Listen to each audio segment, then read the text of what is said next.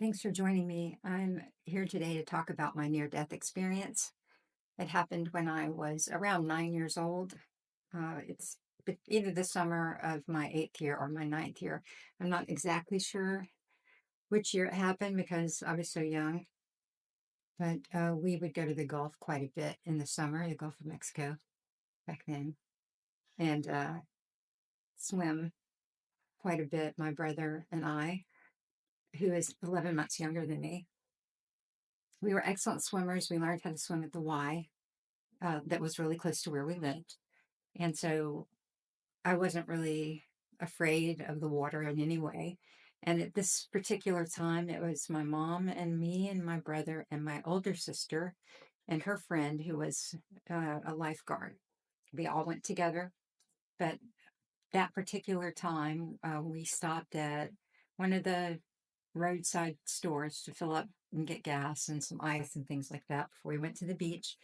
And for the first time, my mom agreed to get me a float, like one of the blow up floats that would go around your waist, and it had a Mickey Mouse head. So it was inflated, and it had a split in the back. And I never really had one of those or played with one of those. I just was used to swimming like normal. I could swim underwater and everything, hold my breath the whole 9 yards, and do freestyle swimming, different strokes. So So once we got to the beach, I went down and started swimming in the shallow area of the Gulf Beach, which has it has a shallow area and then it gets deeper and then there's a sandbar. And if I can, I'll insert a picture so that you can see that. And so I would swim in the shallow area, and my brother and sister and the lifeguard friend, they were further down the beach area, and they swam to the deep area and started to ride the waves and swim and catch the waves and go up and down. Meanwhile, I'm in the shallows trying to play with the blow up thing around my waist, which I had never had the opportunity to use before. So I didn't really understand how to play with it or swim with it because I was young, and because it threw off my sense of buoyancy, I was kind of struggling with it a little bit, struggling to swim with it and trying to figure out how to play with it. But because I was in the shallow section and there was such a strong, what we would call an undertow, but now they call the riptide, I believe. There was a real strong undertow, so I didn't really notice that there was a wave that just came over my head. And it wasn't a big wave either. It was just that I was so close to the shore that when the wave came over me, it like kind of went over my head and then sucked me out so quickly that I started to kind of roll head over heels and couldn't figure out which way was up and which way was down. They say now, just for future reference, if this ever happens to you, that you should follow the bubbles so that you can follow the bubbles up. But at the time, I didn't know any of this, and I couldn't figure out which way I was supposed to swim or how to get the thing off of me so that I could swim normally. And all I could really think was, I can't breathe. I can't breathe. I can't breathe. And I didn't need to breathe anymore. And I was out of my body, and I could see my body like rolling off beneath me, going forward. And then I was out of the water, and I could see my mom. She was up on the beach and she was reading her book. She had no idea that I was gone. And I could see my sister and brother. They were over a little farther down swimming. They didn't have any idea that something had happened to me. And I realized in that moment that I was dead. And I didn't have any physical feelings about that. Like, I realized in that moment that feelings are feelings. There's some physical sensations. You know, you have, I don't know how to describe it, but you have emotions, but you don't have feelings.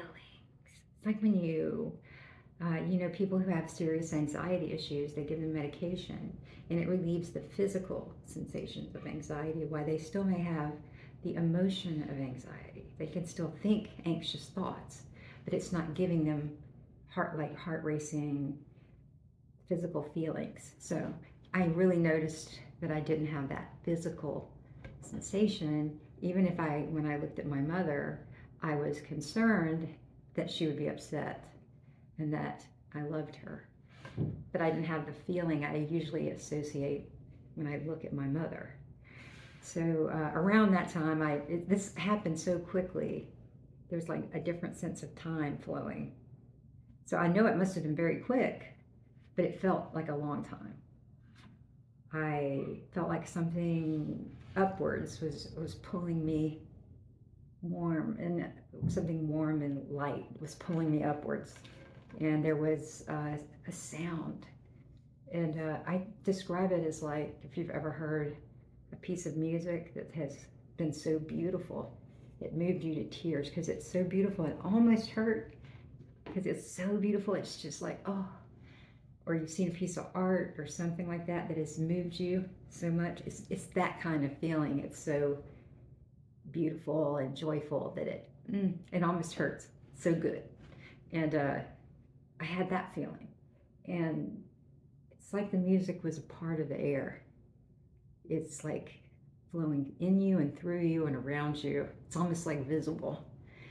And as I was pulled upwards, I realized that I could, I don't know, it's not like I could see, but I was aware of this being in front of me. And it was so toweringly beautiful and amazing and gorgeous and loving. And it loved me specifically. I mean, the Creator loves me specifically. It knows who I am. I say it because I didn't feel like it was male or female or anything like that. I just felt like it was so much bigger than that, bigger than a human being. So it had no constraints. But it did love me specifically. And I felt so small in front of it, like tiny, that I felt like that expression, fall to your knees, made sense to me because I was humbled with wonder. And I also felt kind of like, oh, this is what that hole inside of everybody is. There's like this space inside of everybody's like longing for something. It's like feeling like you're longing for home, a kind of home. And that's what we're longing for, is that. Because when you pass away, you're actually just transitioning. You're just like leaving this place and going home, because that's the reality. This is the false, I don't want to say false narrative or false place, like a video game or whatever, because this is where you come to have physical sensations.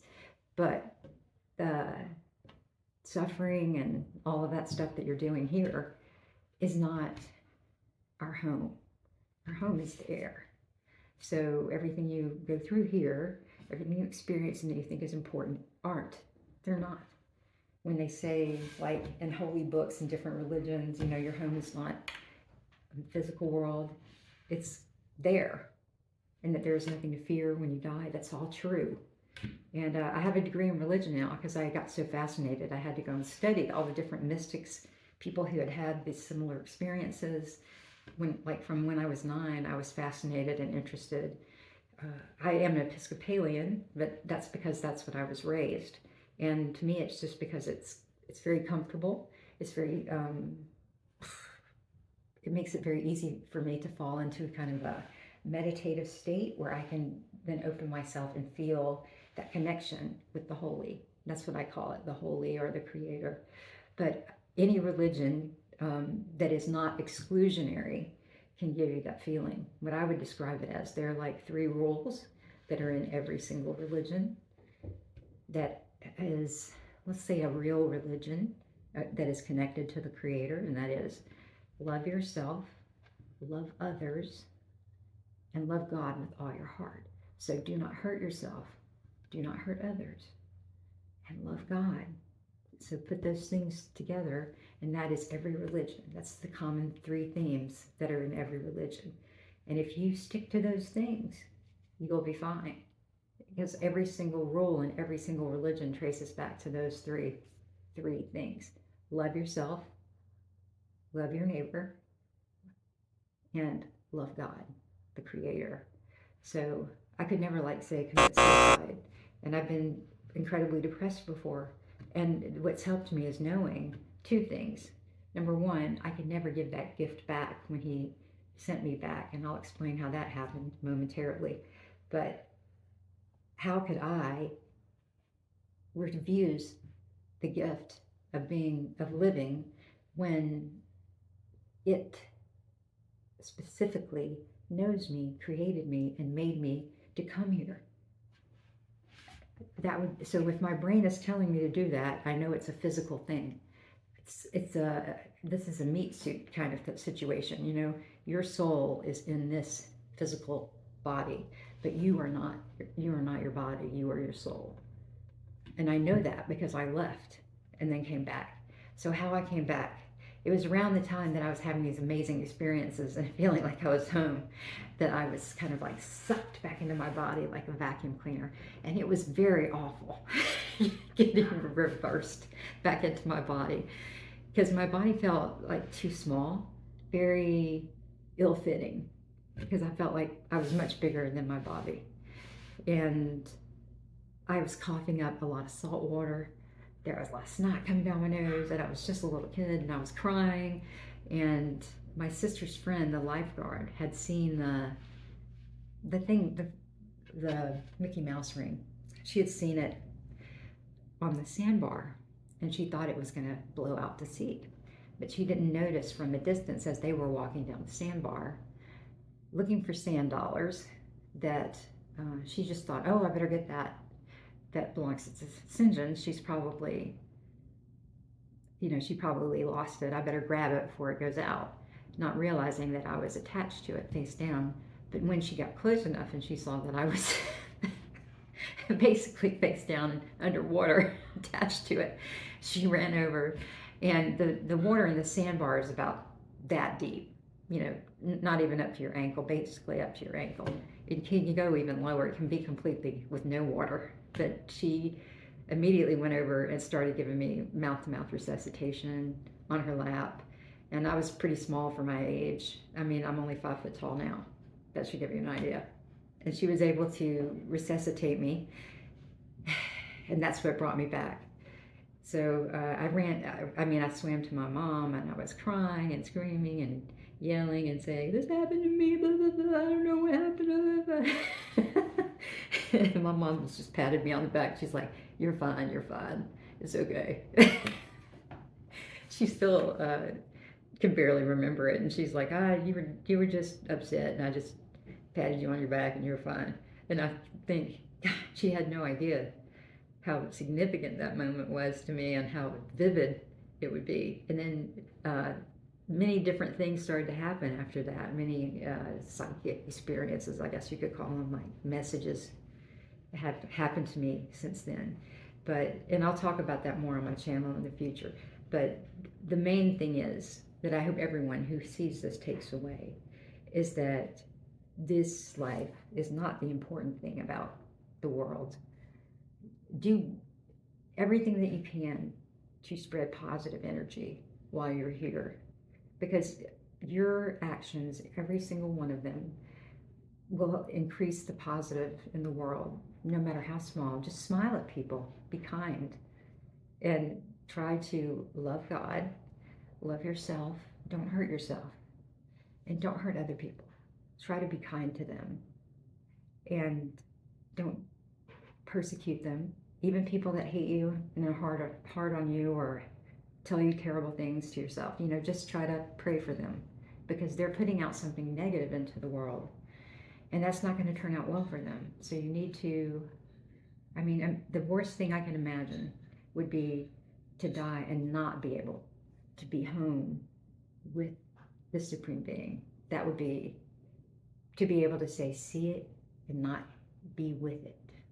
That would be terrible. That would be hell. And I'm sure that there are many theories as to what could happen to you if you were not blessed to be able to be with God. I don't know what happens if you don't, because that didn't happen to me. And I will do everything possible to make sure that I am back with God when I die. And I just want people to take it seriously and think about how your actions affect people. Think about how your actions could hurt you. and give it a chance. You know, it will change your life if you just start putting out this positive energy. So that's my story, and I hope it helps you.